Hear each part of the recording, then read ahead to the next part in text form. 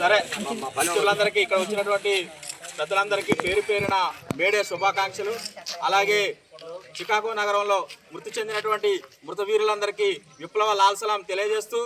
May Day అంటే గత 139 సంవత్సరాల క్రితం 1886లో అమెరికా దేశం మందు చికాగో నగరంలో ఉన్నటువంటి దేశంలో కార్మికులు 18 నుంచి 20 గంటలు పనిచేస్తుంటే ఈ 18-20 గంటలు పనిచేస్తున్న క్రమంలో భర్తకు భార్యకు భర్త, పిల్లలకు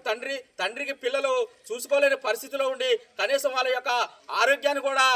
పరీక్షించుకోలేకున్న సమయంలో అక్కడ ఉన్నటువంటి కార్మికులంతా ఐక్యమయ్యి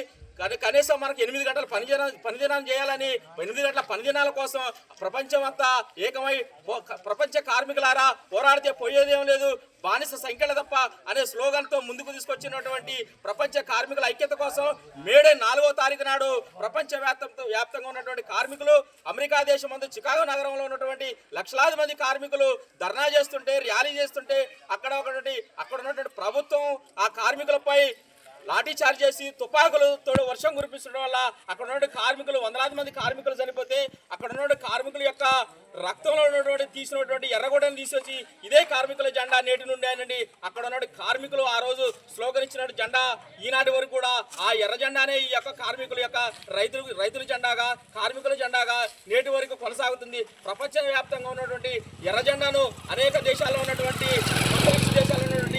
రష్యా కావచ్చు, చైనా కావచ్చు, జర్మనీ కావచ్చు, అనేక దేశాల్లో ఉన్నటువంటి దేశాల్లో కమ్యూనిస్టు విజయవంతమైంది. కానీ భారతదేశంలోకి వచ్చేసాకల భారతదేశంలో ఉన్నటువంటి కమ్యూనిస్ట్ నాయకత్వం కూడా మొత్తం కూడా అగ్ర కులాలుగా అహంకారంతో ఉన్నారు. అగ్ర కులాలైనటువంటి బ్రాహ్మణ వ్యవస్థ అయితే ఏదుందో ఆ బ్రాహ్మణ వ్యవస్థనైతే కమ్యూనిస్టులు కూడా అలవర్చుకోవడం వల్ల ఇక్కడ భారతదేశంలో కమ్యూనిస్టు విజయవంతం చేయలేకపోయారు. కాబట్టి ఇక్కడ భారతదేశంలో ఉన్నటువంటి కార్మికుల ఐక్యత కోసం ఆనాడు ఉన్నటువంటి 1886 యొక్క ఉద్యమాన్ని డాక్టర్ బాబాసాహెబ్ అంబేద్కర్ గారు తీసుకొని ప్రపంచంలో ఉన్న కార్మికుల ఐక్యత ఎలా ఉన్నదో భారతదేశంలో కూడా కార్మికులకు ఏం కావాలని భారత రాజ్యాంగంలో ఉన్నటువంటి ప్రతి అంశాన్ని, ప్రతి పదాన్ని కూడా చేర్చి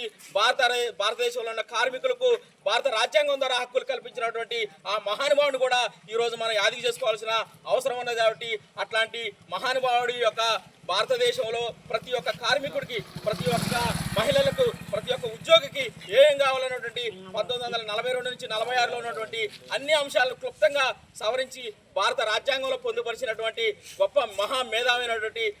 బాబాసాహెబ్ అంబేద్కర్ గారు కూడా వినమ్ర జోహార్లు చెప్పిస్తూ ఈరోజు ఈ ప్రపంచవ్యాప్తంగా చనిపోయినటువంటి మేడే కార్మికులకు విప్లవ ధన్యవాదాలు తెలియజేస్తూ కార్మికులంతా ఐక్యంగా ఉండాలని కోరుకుంటూ ఈ అవకాశం ఇచ్చినటువంటి మిత్రులందరికీ తెలియజేస్తూ జై భీమ్.